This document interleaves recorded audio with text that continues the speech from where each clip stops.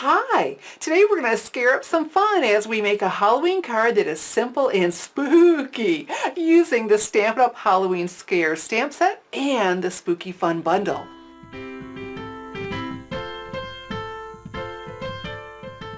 I'm so glad you're joining me today. Welcome to StampingSmiles.com.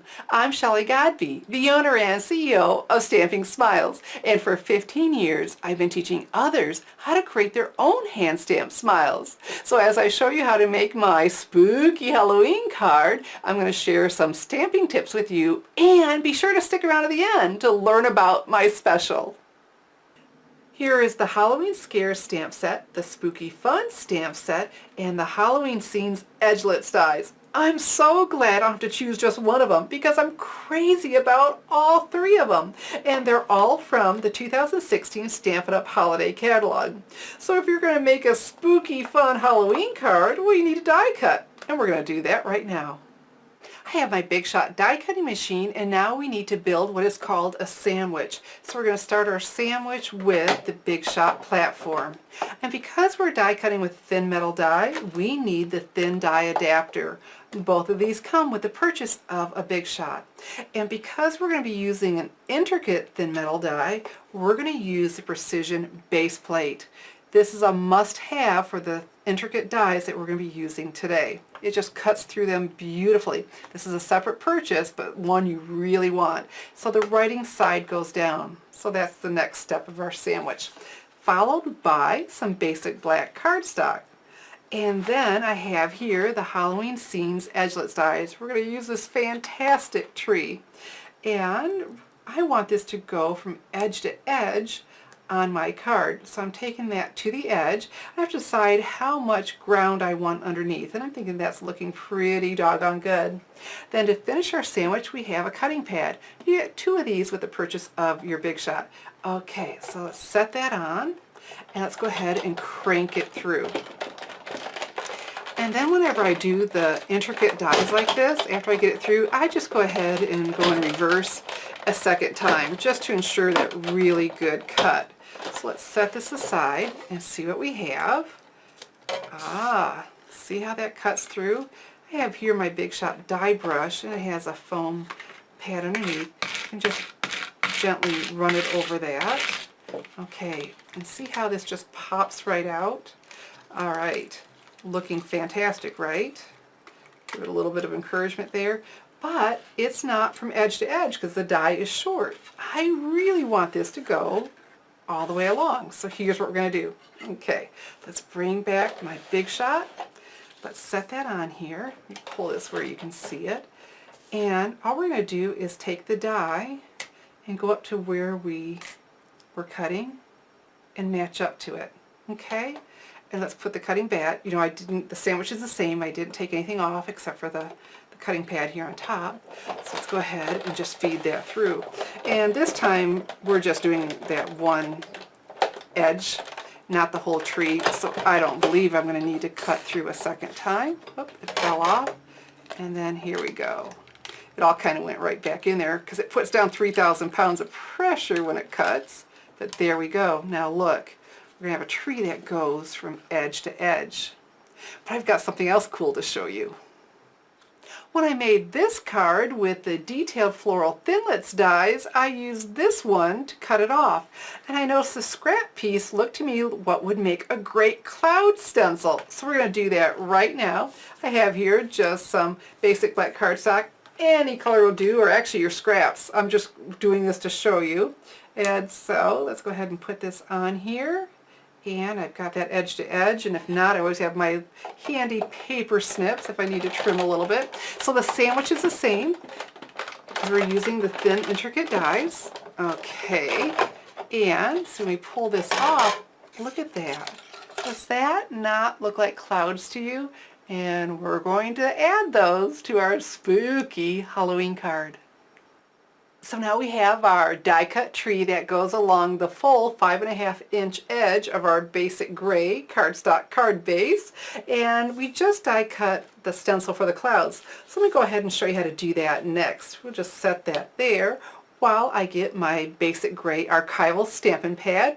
We're going to push, flip, and lock that lid into place. And we're going to make some clouds. So I have here 1/4 of a stamping sponge. And so let's rub it on here and get some ink. I tried basic black first, but it was darker than I wanted. Alright, so we've got that loaded up.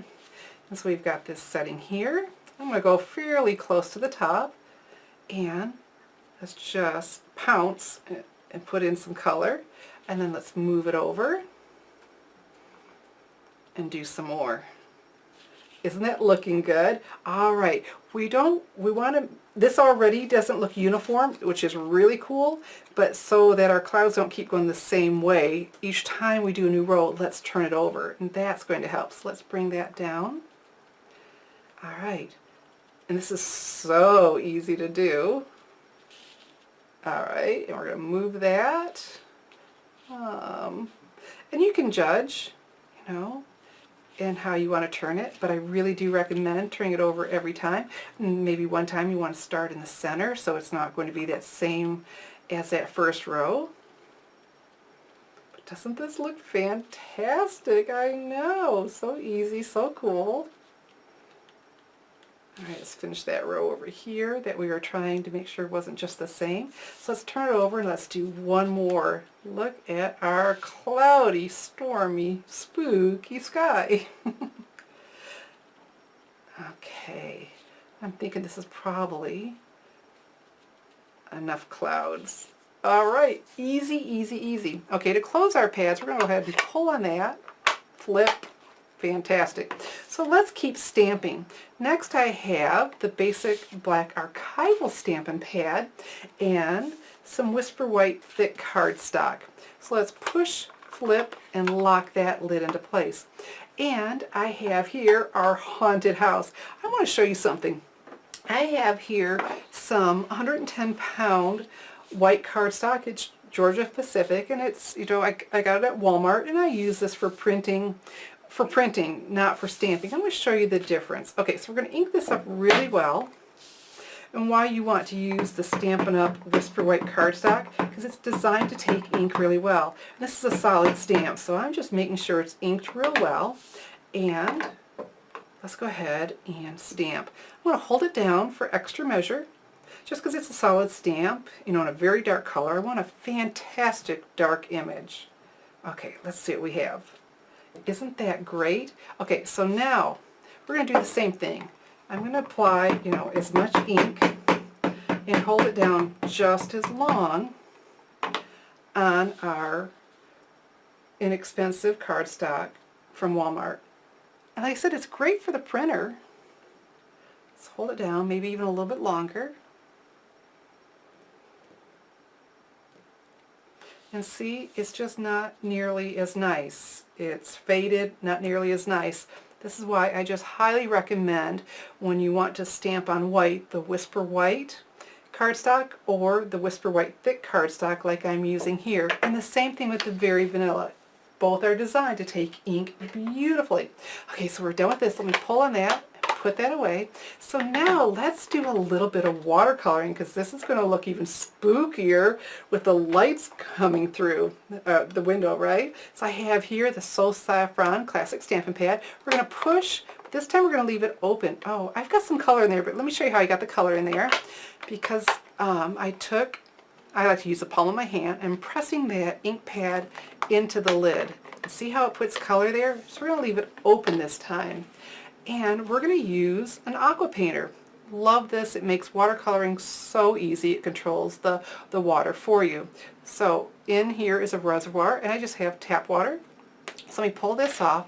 So what I do is I squeeze on a napkin or whatever and clean it and get the water going. And you see I wipe it off. Now I have the perfect amount of water. I'm going to come over here and pick up a little bit of ink.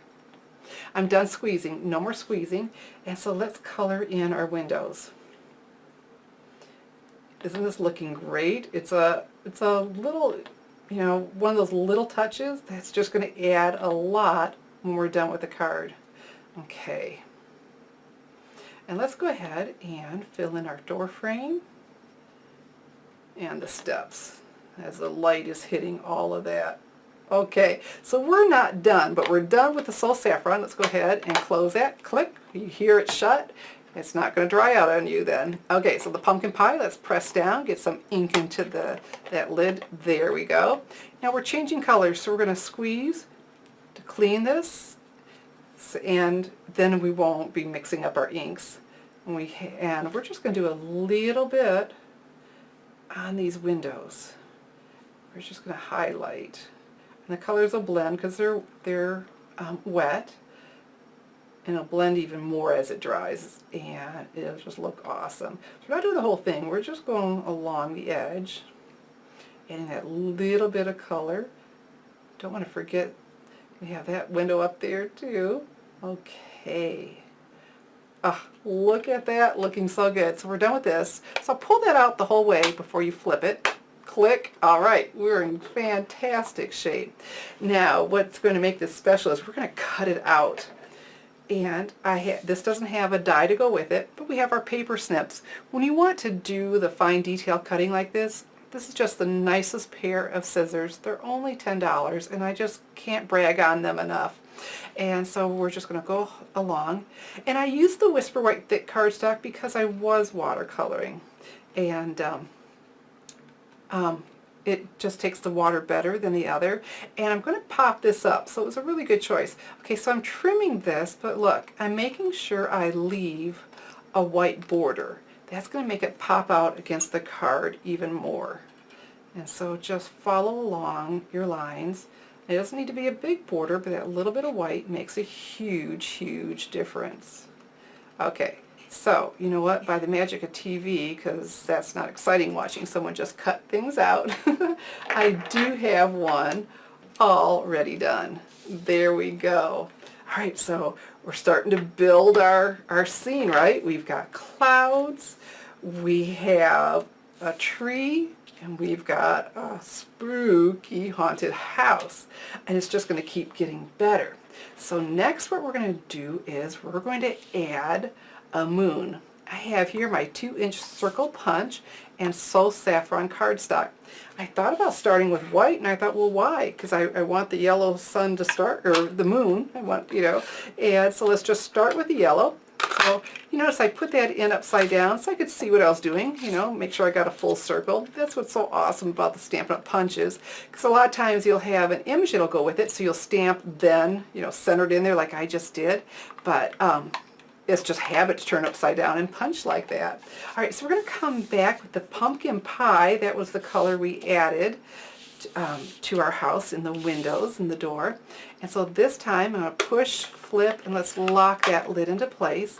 And I have another stamping sponge. The black one, we're going to wash that. I'm going to go to the sink with dish soap and water and wash that. I certainly don't want the black in my pad. So let's go ahead and get this, and let's go ahead and sponge some color on our moon.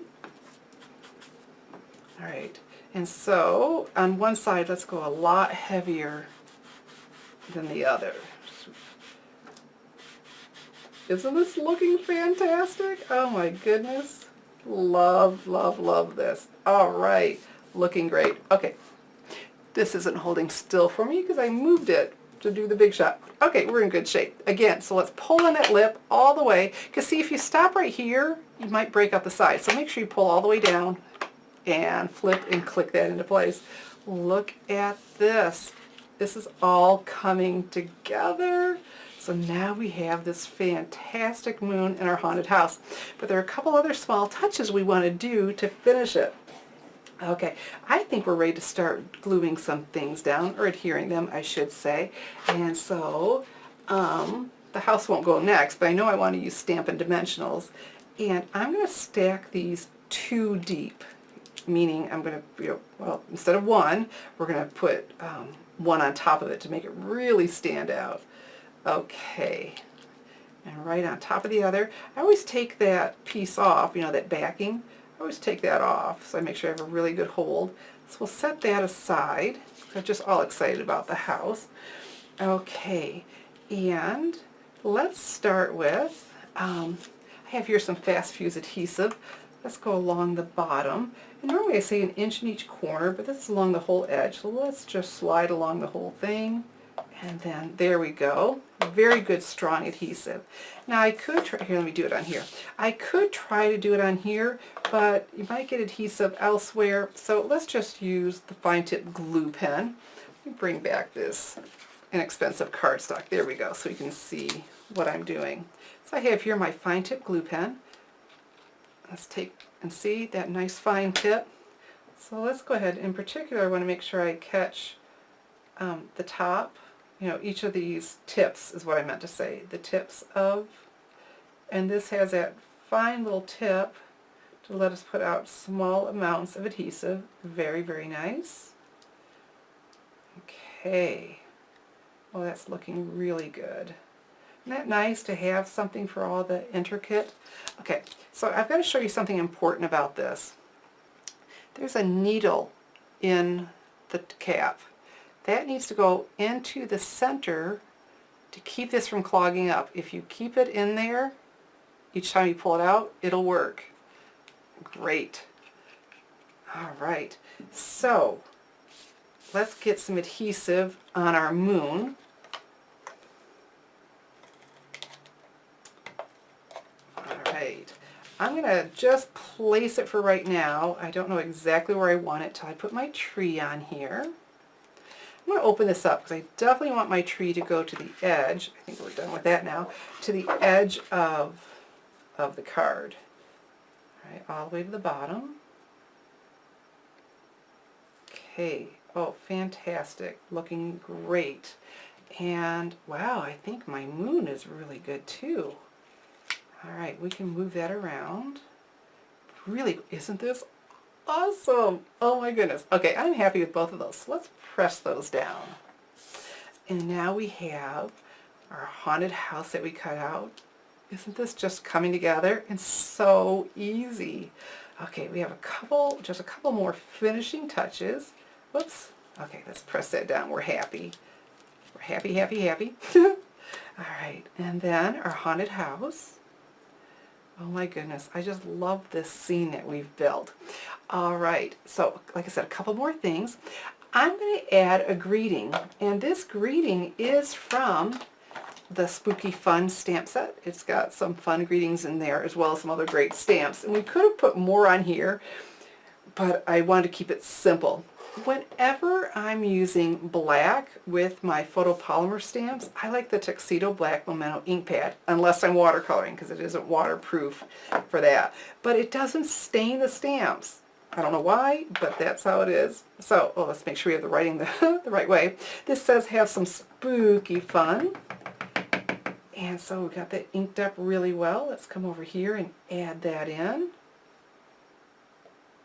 Oh, fantastic. So let's put that away. And then I'm going to use the bats that are from the Halloween Scares stamp set. I think they're sized just right for that house. Great. And that's the red rubber. So I'm going to go back to my basic black Archival stamping pad, push, flip, lock that into place. So let's add some bats. So we're inking those up really well. Let's come over here. Oh, great. Let's get some close to the house. Oh, fantastic. And Grandma always said you do things in odd numbers, all right? So we have 2 sets of bats, or 6, so let's go ahead and add and get an odd number. We'll have 3 sets of bats and 9 altogether. Oh, look at that. Fantastic. And if you want to do something to coordinate in the inside, well, it'd be really easy to just take these same bats, right, and have them flying around. Oh, cool. We can even go off the edge over here. So there's our little something something inside. And now we have a haunted house spooky Halloween card. That was really easy to make. All of the supplies to make my spooky Halloween card are listed below the video and available to order in my online store, www.shopwithshelly.com. And I promised to tell you about my special. Well, September 21st through September 30th, 2016 only, when you place your $50 or more product order with me, I'm going to send you a sampling of all 12 patterns from the Halloween Night Specialty Designer Series paper. You'll get a 4x4 sheet of each. So all you have to do is place your $50 or more product order with me September 21st through September 30th, 2016. My online store, www.shopwithshelly.com. I'm Shelly Godby, teaching you how to create hand stamped smiles. Thanks for watching.